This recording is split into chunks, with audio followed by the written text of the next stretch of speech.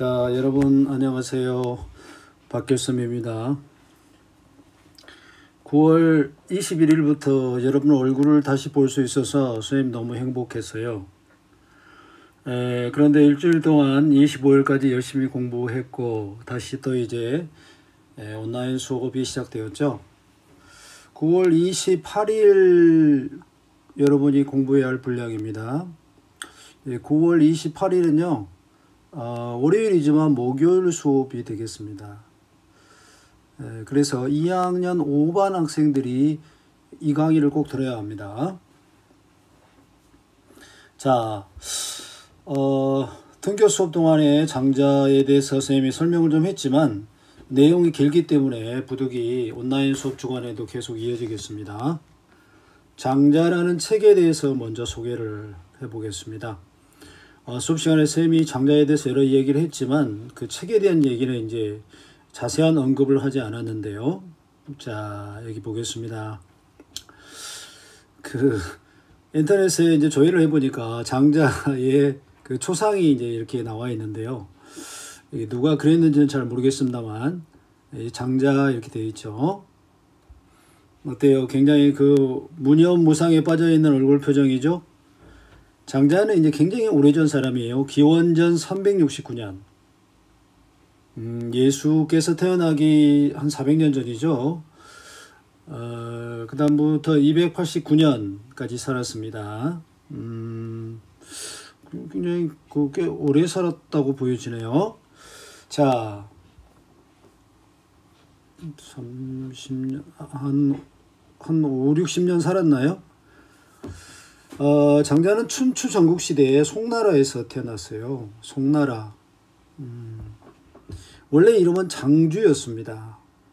그래서 이제 장자는 이제 그를 높여서 장자 그러죠. 공자도 이제 원래 이름은 중리였어요. 근데 공자님 이렇게 자자를 붙이죠. 장자보다의 그 선대 학자가 바로 노자인데요. 그래서 노자와 장자를 엮어서 노장 이럽니다.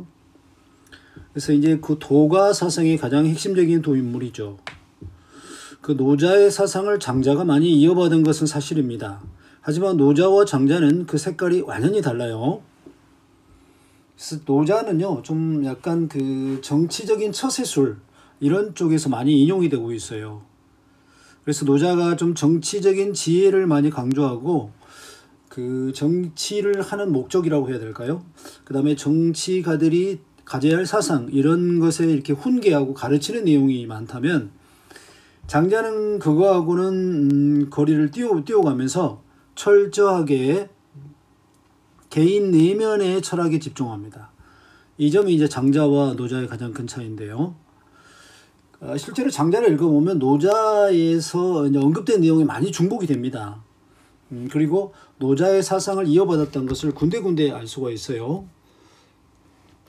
자, 이 장자라는 책은요, 지금까지 완전한 판본이 전해지진 않아요. 많은 부분이 없어졌습니다. 하도 오래된 책이기도 하고요. 또 장자는 글을 남기는 거 별로 안 좋아했어요. 그래서 장자는 글보다는 말을 통해서 자기 사상을 전달하고 제자를 가르치고 이런 쪽에 더 익숙했던 그런 사람입니다. 전체적으로 보면 총 52편으로 되어 있는데요. 꽤 방대하죠. 하지만 사마천의 사기에 보면 약 10만 글자로 되었다는 기록이 나옵니다. 그러나 지금은 안타깝게도 많은 부분이 없어지고 소실되고 전해지지 않아서 우리가 지금 가지고 있는 총 52편 이 부분도요, 나중에 후대인 중에 곽상이라는 사람이 많이 장자의 내용을 모으고 엮고 하는 작업을 해서 그렇지 그 사람마저도 장자를 다루지 않았다면 이 장자의 좋은 내용이 오늘날까지 이렇게 전해지지 못할 가능성이 있는 것이죠. 장자는 실제로 벼슬살을 했는데요. 송나라 말단 관직이었습니다. 하지만 장자는요, 평생 가난하게 살았다고 해요. 선생님이 생각하기에 능력이 없어서라기보다는 자신의 철학이 돈이나 물질에 얽매이는 것을 싫어했기 때문에 자유롭게, 선생님 수업 시간에 강조했죠. 소유유하는 태도를 좋아했기 때문에 그런 물질의 얽매임을 갖다가 이렇게 벗어나려고 했던 게 아닌가 그런 생각이 들어요. 물론 장자의 아내는 싫어했을 것 같습니다. 자, 네 편. 장자의 네 편은 각각의 제목이 붙어 있어요. 네 편 1에서 맨 첫 번째 나오는 부분이 소요유입니다. 선생님이 수업 시간에 했었죠. 네. 이와 같이 이 제목이 붙어 있는데요. 모두 7편으로 되어 있는데, 전해진 바에 의하면 이 부분은요, 대부분 장자 자신이 쓴 거다, 이런 얘기입니다. 그렇게 보고 있어요. 네, 그 다음에 외편. 외편은 이제 28편이 존재하죠. 네, 그 다음에 잡편, 잡다한 얘기인데 14편, 마지막에 해설 세 부분 이렇게 되어 있는데요. 그래서 이제 그 외편이나 잡편은요, 주로 후대 사람들이 그 써가지고 더 보완한 게 아닌가. 또는 이제 장자가 평소에 했던 말을 입에서 입으로 전해져 오다가 그 장자의 제자들이 스승님의 말씀을 기록에 남겨야겠다. 그래가지고 내용을 갖다가 편입시킨 경우도 있다고 할 수 있겠습니다.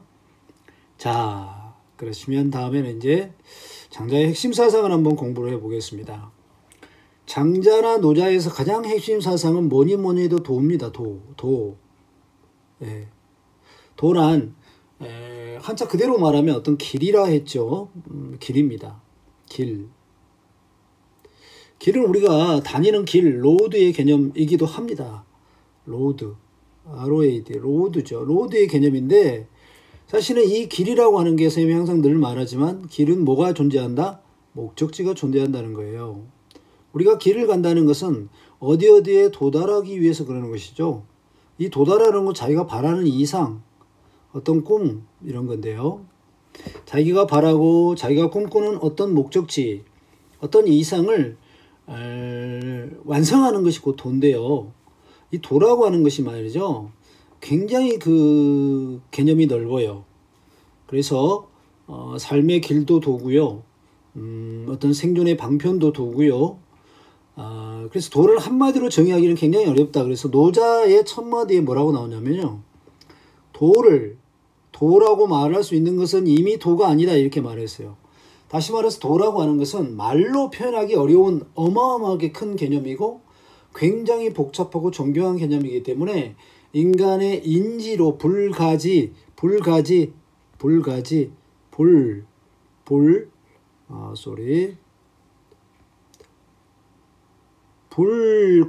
이 말은 가능하다 이 말인자.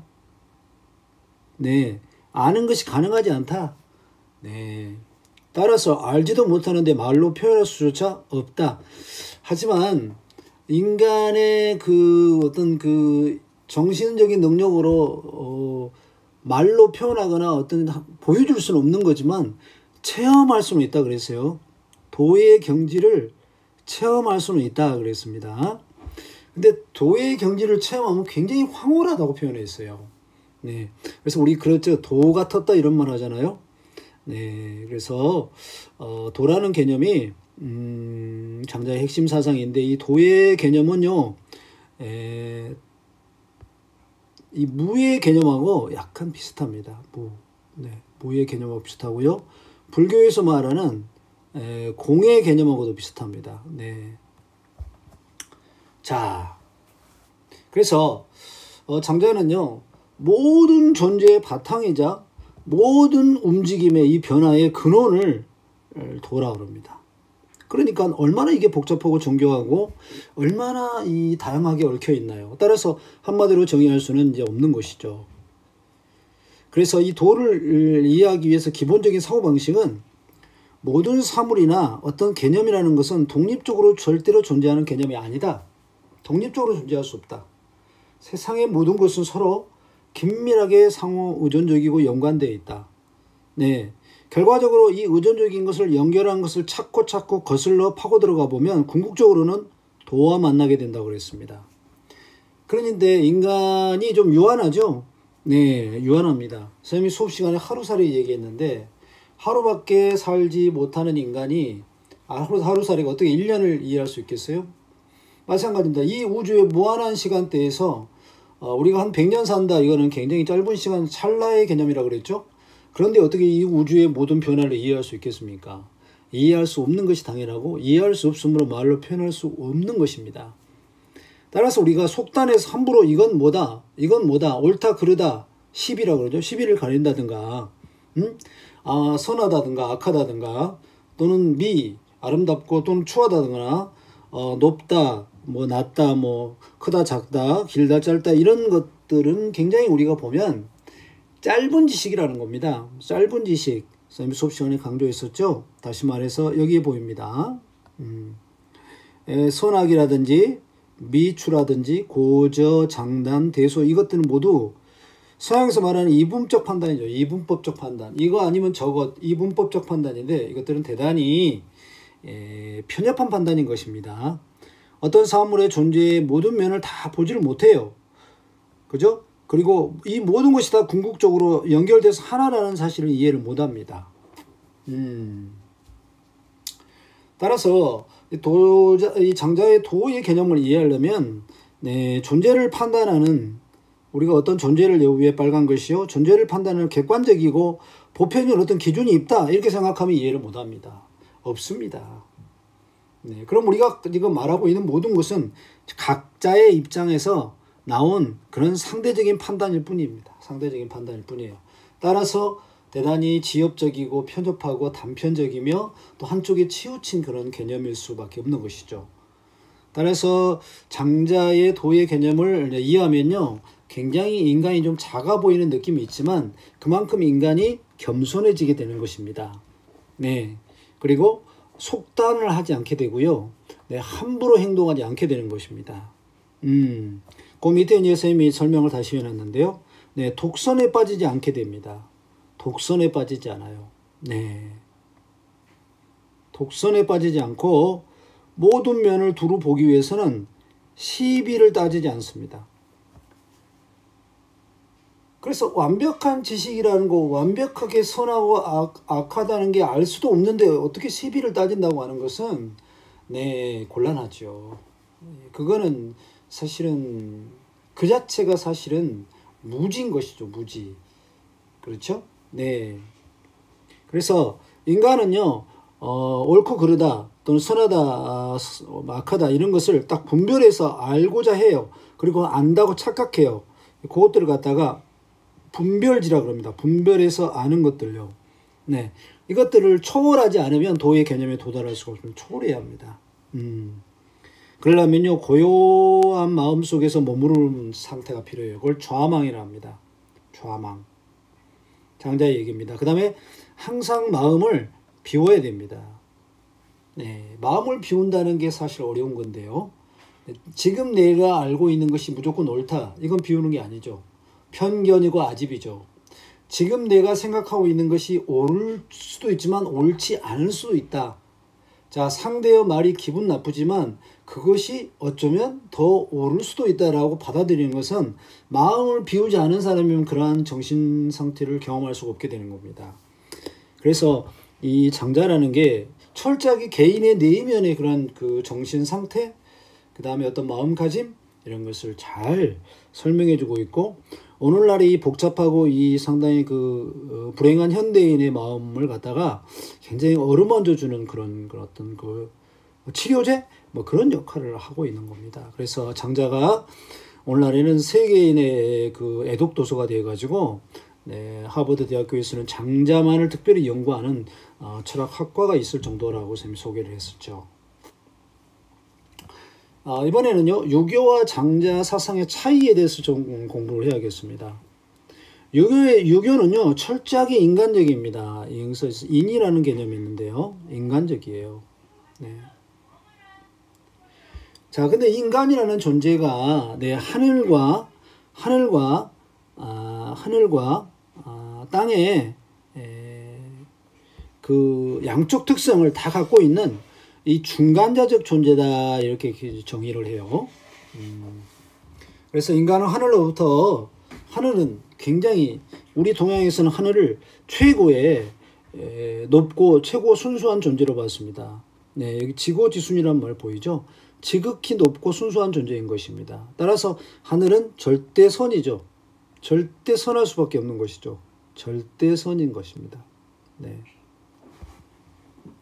그러니까 인간이 선하다, 성선설이라는 게 결국 유교적인 이러한 그 뭡니까? 철학적인 바탕에서 나오는 그런 본성 개념이죠. 그다음 땅은요, 모든 존재가 땅에서 살고 지탱해 갑니다. 마치 어머니의 품에서 우리가 나온 것처럼 우리 모든 것이 땅에서 나왔다는, 모든 존재와 사물이 땅에서 나온 것입니다. 그래서 인간은요, 이 땅으로부터, 땅에서 얻은 것으로부터 인간의 살과 뼈가 이렇게 만들어지고요, 하늘에서 물려받은 정신으로 인간의 영혼이 채워지게 되는 것입니다. 예. 그래서 인간을 굉장히 중요하게 보고요, 인간의 마음가짐에 따라서 모든 것을 바꿀 수도 있고 또 행불행이 결정될 수도 있다라고 이제 보는데요. 예. 그래서 인간의 마음을 항상 맑고 깨끗하게 가꾸는 본성을, 선한 본성을 가꾸는 자세가 굉장히 중요하다. 그래서 끊임없이 노력하고 수양하는 자세를 가져야 한다. 그렇지 아니하면 마치 거울에 때가 끼듯이 선한 본성에 악함이 이제 자리 잡게 된다. 그렇죠? 그래서 인이예지라는 4단, 4가지 아주 중요한 단서라고 그랬죠. 인이예지, 어질고 의롭고 남을 배려하고 지혜롭게 판단하고, 이런 것들을 말합니다. 이런 것들을 늘 실천하라. 그리고 늘 자기가 이제 마음이 더럽혀지죠. 더럽혀진 자기를 이겨내서 다시 이해로 돌아가라는 자세를 늘 강조합니다. 그런데요, 이 유교가 우리 동양에서는 지극히 뭐한 것이었습니다. 통치 철학이었죠. 통치 철학. 네. 이 통치 철학이라는 것은 즉 왕의 정치 철학과 연결되는 개념 아니겠어요? 그렇죠? 왕이 자기의 절대적인 권한을 행사하는데 유교가 도움이 됐다는 얘기를 우리는 이제 이해할 수 있겠어요. 그래서 유교에서 충이라는 개념이 나옵니다. 네. 충은 왕에 대한 절대적인 복종인 것입니다. 그런데 이건 나라로 보면 충이고요. 네, 가정에서 보면 효가 이제 충과 같습니다, 사실은요. 네. 그래서 나라의 집에서는 이제 아버지 가장이죠. 네. 그래서 나라에서는 군이죠. 네, 군입니다. 그래서 임금과 그다음에 스승이죠. 스승과 아버지는 같다. 군사부 일체, 이런 말 들어봤죠? 군사부 일체. 네, 같다는 겁니다. 그러면 임금에게 절대 충성했으면, 그리고 아버지에게 절대 효를 드렸으면 임금이나 아버지는 가정의 평화를 위해서 또는 그 식구들의 안전을 위해서 굉장히 희생하고, 마치 우리가 비가 올 때 우산이 되어주듯이, 그죠? 네, 우리를 보호해줘야 되는데, 춘추 전국 시대의 왕들, 그리고 절대 국가주의 시대의 봉건 시대의 왕들은 주로 어쨌나요? 백성들을, 자신의 나라를, 영토를 넓히고 또 자신의 욕망을 채우기 위해서 백성들을 끊임없이 자유스럽게 놓아주지를 않았죠. 예, 진시황이라는 사람이 만리장성을 쌓기 위해서 얼마나 많은 사람을 강제로 동원하고 고통스럽게 했는지 여러분 역사에서 보았을 것입니다. 네, 결과적으로 이렇게 보았을 때 이 유교가 말하고 있는 이러한 모든 것들은 장자가 볼 때는 이게 도에 어긋나는 거예요. 도에 어긋난다 이 말이에요. 네. 따라서 장자는요, 모든 사물이나 존재는 도에 의해서 만들어지고 그거에 의해서 변화를 하면서 또는 서로 연관되어 맞물려 있으며, 도를 이해하지 못한 인간의 편협한 생각 그리고 욕망에 의해 나온 인의예지, 그 자체는 모두 인이다, 이렇게 말해요. 인위라는 말은요, 네,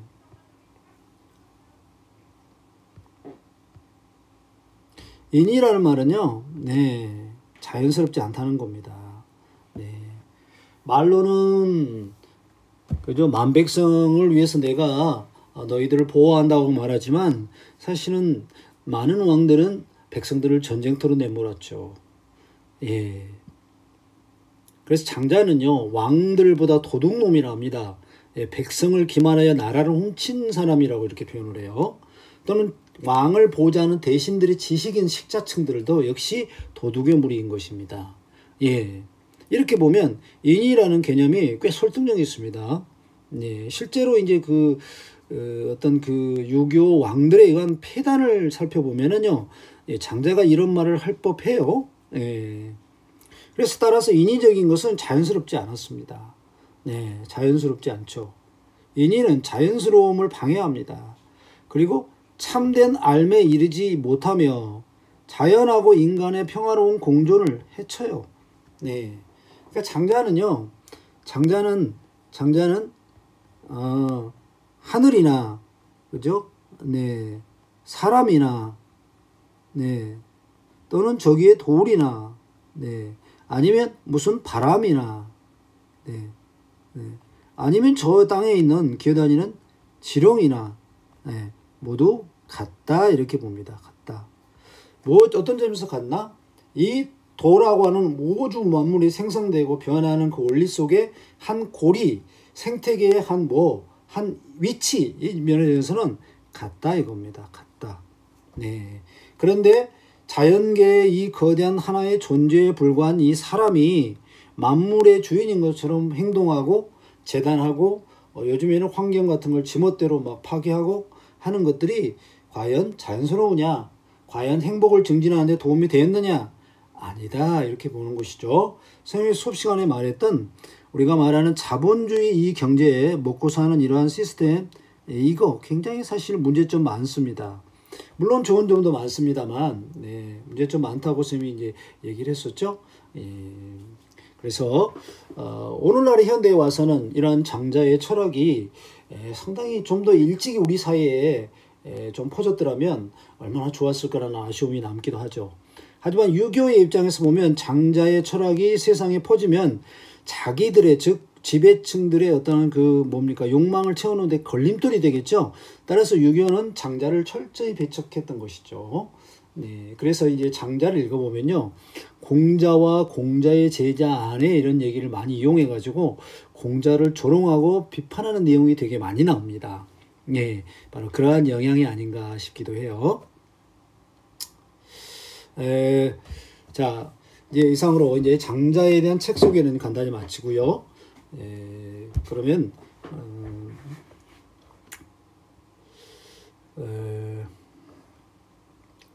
교과 우리가 그 읽기 자료에서 선생님이 읽기 자료는 이미 이제 나눠줬죠.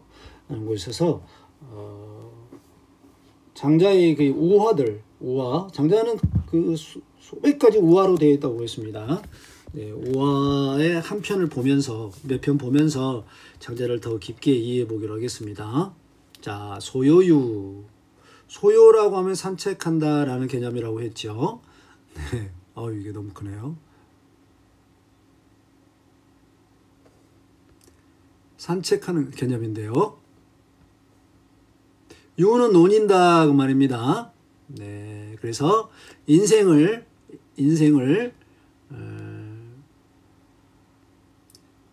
뭐 하듯이 산책하듯이 인생을 산책하듯이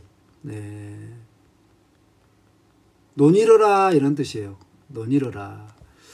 자유스럽게 논의를 하면 자유스러워야 되죠. 자유스럽게 인생을 살아가라. 얽매이지 말라 이런 뜻입니다. 네. 다시 말해서 대자유, 큰 자유, 그죠? 큰 자유, 대자유, 큰 자유를 누리면서 살아가라. 편협하게 얽매이지 말라. 그 다음에 인간이 알고 있는 이러한 많은 지식들은 뭐다? 소지다, 소지. 작은 지식이다. 네. 작은 지식에 얽매이지 말고 뭘로 나가라? 네. 대지로 나가라. 대지. 이 부분이 지금 선생님이 굉장히 이걸 확대를 했더니 글씨마저 엄청 커 보이네요. 미안합니다. 대지로 나가라. 대지로 나가라. 자, 곤이 붕이 되어 날다. 북녘 바다에 물고기가 있다. 그것의 이름은 곤이다 그랬습니다. 곤은 물고기 수컷의 정액이라고 그랬습니다. 네, 물고기의 정액입니다. 그러니까 다시 말해서 아주 작다. 근데 곤이 점점 자라요. 그래서 수천리가 됩니다. 얼마나 큰지 알 수 없을 정도로. 다음에는 곤이 그대로 있지 않고 변합니다. 그래서 새가 되는데 이 새가 또 엄청 커요. 그래서 붕새가 되는데요. 네, 붕새는 상상의 새입니다. 네. 굉장히 자유롭죠. 네, 거침이 없어요. 걸리는 게 없습니다. 자유스럽게 날아갑니다. 근데 워낙 크죠. 그래서 붕의 등은 수천리나 됩니다. 얼마나 넓은지 알 수 없어요. 따라서 붕은 이런 좁은 데서 날 수 없습니다. 메추라기나 매미나 비둘기는 좁은 데서 날고 좁은 공간만이 하늘의 전체인 줄을 착각하죠. 그러나 붕은 그렇지 않습니다. 그래서 이제 작은 것이 커지더니 그것이 다르게 변하죠. 그래서 자유스러워지잖아요. 자, 요 개념입니다. 네, 작은 것이고 큰 것이고 하나는 그대로 있지 않고 변한다. 이럽니다. 작은 것은 커지고 큰 것은 변하고 따라서 작은 것이고 큰 것이고 큰 것은 또한 작은 것일 수 있죠. 네, 그리고 곤이고 붕이고 곤입니다. 이렇게 변하고 이렇게 모든 존재는 이렇게 도에 의해서 하나로 이해될 수가 있어요. 하나입니다. 그런데 우리가 좁은 지식으로 우리가 알고 있는 그러한 작은 지식으로 마치 작은 지식으로 소지로 모든 것을 판단하고 뭐는 옳고 뭐는 그르고 무엇은 좋고 무엇은 나쁘다 이런 식으로 자꾸 분별하게 되면 거기에 갇히게 된다 이런 얘기입니다. 갇히면 자유스럽지 못하죠. 자유를 못 느끼죠. 네. 그래서 이렇게 붕은요 크게 변해서 자 이게 그 나뭇가지 사이로만 돌아다니는 매미가 이렇게 진짜 그 바다 위 하늘 위까지 올라가서 멀리 날 때 그런 그 넓은 세계를 알 수 있겠습니까? 알 수 없겠죠. 네, 그러면서 그 장자의 그 다음 편을 보면 매미하고 비둘기가 오히려 붕새를 비웃는 장면이 나와요. 네, 좀 웃기죠. 그렇죠? 네, 그래서 바다에 이제 바람이 생기면 남쪽 바다로 날아가는데 남쪽 바다에서 하늘만큼 크나큰 연못인 것입니다. 네, 그런 큰 연못을 매미나 비둘기는 절대로 볼 수도 없고 경험할 수 없게 되죠. 네, 그래서 작은 것이고 큰 것이고 큰 것이 곧 작은 것이다. 그죠? 크고 작은 것을 얽매이지 마라. 그래야만 진정한 큰 깨달음, 큰 깨달음에 도달할 수 있다. 그러한 큰 깨달음에 도달하면 너의 영혼이 그만큼 자유로워진다. 그래서 인생을 산책하듯이 살 수가 있게 된다. 이런 얘기입니다. 굉장히 의미 있는 얘기거든요. 그러니까 내가 알고 있는 지식이 소지라는 것을 늘 알고 있어야 됩니다. 그래서 항상 마음을 열고 남의 얘기를 받아들이고 또 겸손하게 내가 알고 있는 것들을 반성하고 새롭게 공부하고 그러죠? 남의 말을 또 들어서 자기 지식을 또 수정하고 이런 열린 자세가 필요한 것입니다. 자, 이번에는 내 편 8을 한번 볼까요? 그 전설의 유명한 사람 허유가 나오죠. 네, 허유가 보입니다. 네, 허유는 어디에서요? 기산에서, 그죠? 기산이라는 곳에서 네, 은거에서 살았다 그랬습니다. 네, 그야말로 자연인이죠. 자연인입니다. 네. 즉 소요유를 즐기는 소요유의 주인공이죠. 소요유의 주인공. 이런 허유에게 요임금 보이죠. 요임금이 자기 대신 이제 왕이 되달라고 천하를 다스려달라고 허유를 찾아갔어요. 천하를 다스려달라. 네. 그러니까 허유가 뭐라 했습니까? 허유가 당신을 대신해서 나를 유명하게 하려는 거냐 이렇게 물었어요. 그래서 유명이란 말은 약간 부정적 개념이죠. 이름을 날린다는 건데요. 이거는 욕망에 얽매이는 행동입니다. 내 이름을 다른 사람이 알아주기를 바라는 것은 네, 명예욕이죠. 명예욕입니다.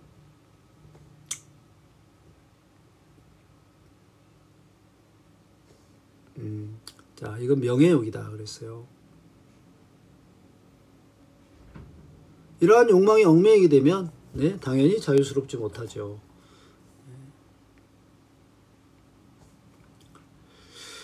그래 허유가 뭐라냐면 이름이라는 것은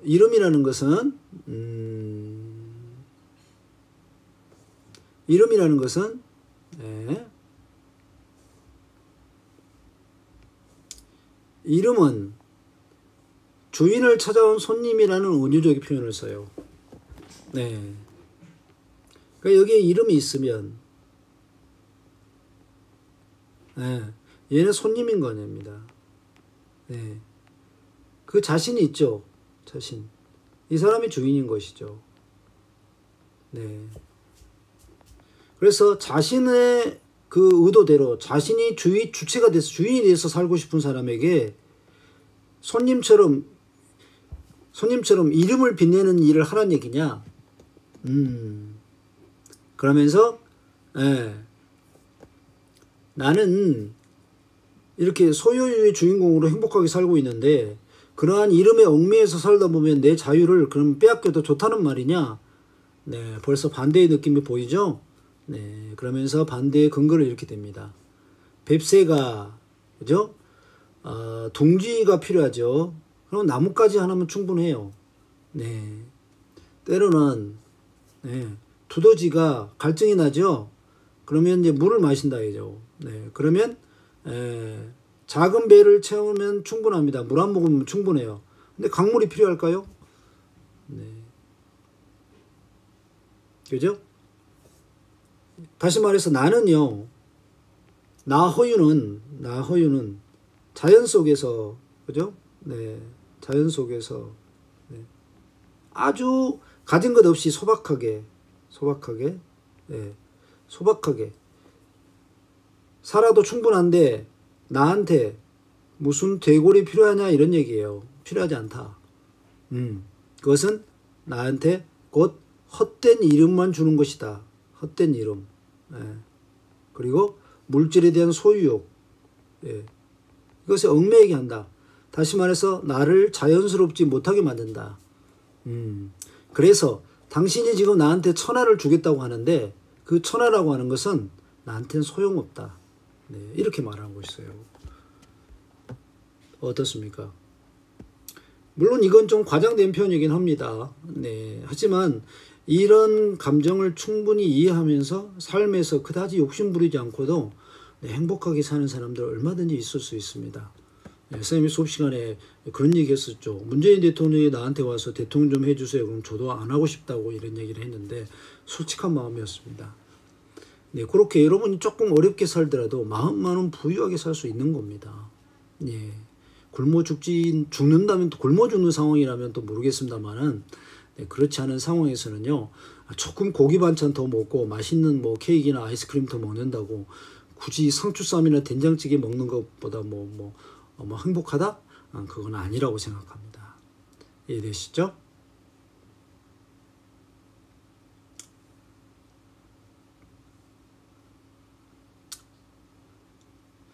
자,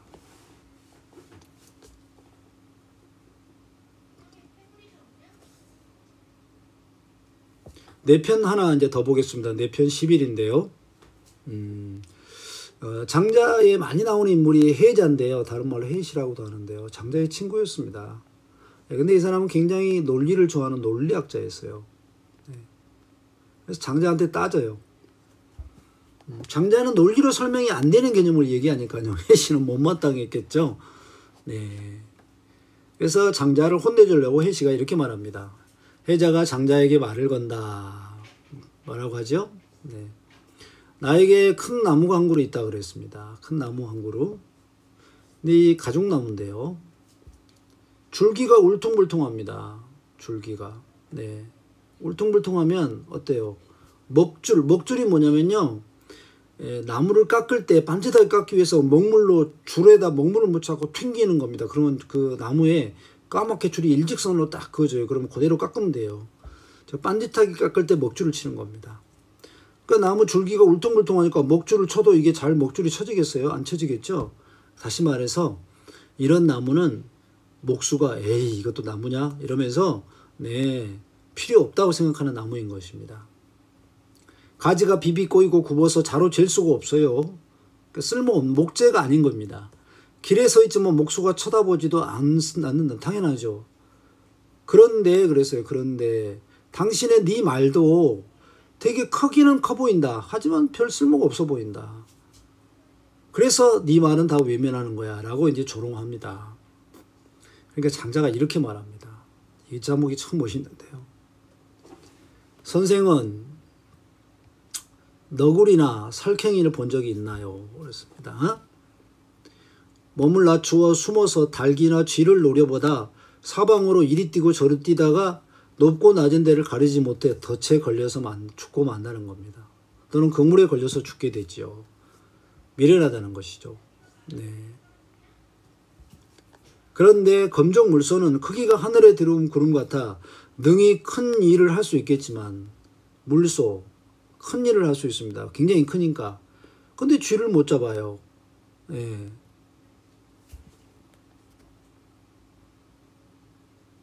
이 부분 이해되십니까? 네. 그러니까 쥐는 고양이가 잡죠. 네. 물소는 큰 일을, 밭을 갈고 논을 갈고 큰 일, 수레를 끌고 큰 일을 할 수 있잖아요. 네. 그러니까 쥐를 못 잡는다고 물소가 쓸모없나요? 그건 아니죠. 그런데 선생은 큰 나무가 있어도 쓸모가 없어서 걱정이라지요. 네. 큰 나무가 있는데 쓸모가 없어서 걱정이에요? 당신은 쓸데없는 걱정을 하고 있군요. 왜 그 나무, 이 대목이 멋있습니다. 왜 그 나무를 넓은 들판에다 아무것도 없는 큰 나무를 심어두지 않는가요? 그랬습니다. 넓은 들판에 큰 나무를 심어놓으면요. 네. 큰 그늘이 만들어지죠? 그러면 그 나무 옆에서 농부가 일하다가, 그렇죠? 네. 그늘 앉아서 쉬고, 바람이 시원하죠. 거기다 평상을 놓고, 느긋하게 놀면서, 그죠? 낮잠이라도 잘 수 있는 거 아니에요? 네.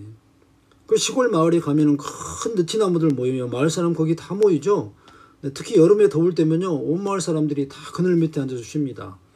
그 나무가 과연 쓸모없는 건가요? 오히려 울퉁불퉁하기 때문에 도끼에 찍혀가지고, 그렇죠? 목수한테 뽑혀가지고, 목수가 그거를 갖다가 그 나무를 해치질 않겠죠. 네. 반대로 생각한 겁니다. 그러니까 사물에 양면이 있는 양면이 존재하는데, 한쪽 면말을, 이 해자 한쪽 면말을 보고, 야, 이거는 목재가냐? 이게 목재냐? 이렇게. 그러면 세상의 나무가 다 목재를 위해서 존재합니까? 그렇진 않습니다. 애초에 그 나무가 인간이 쓰라고 나온 거 아니거든요.